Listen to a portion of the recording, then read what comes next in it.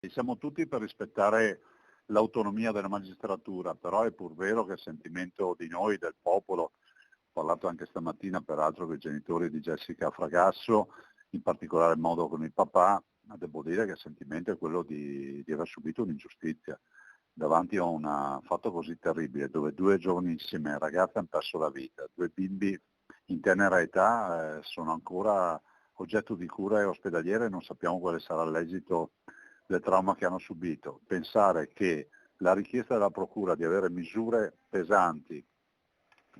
si trasformi negli arresti domiciliari, con tutto il rispetto che dobbiamo ai magistrati, però è pur vero che non possiamo, prendiamone atto, ma non possiamo condividere, cioè, per cui sposo appieno diciamo, le posizioni non solo dei genitori, non solo dei parenti, ma in generale sono posizioni che abbiamo tutti noi cittadini. Davanti a una tragedia come questa ci chiediamo cosa bisogna fare di più grave per andare in carcere. Penso a queste due ragazze che perdono la vita in giovane età, in quella maniera, con quella dinamica,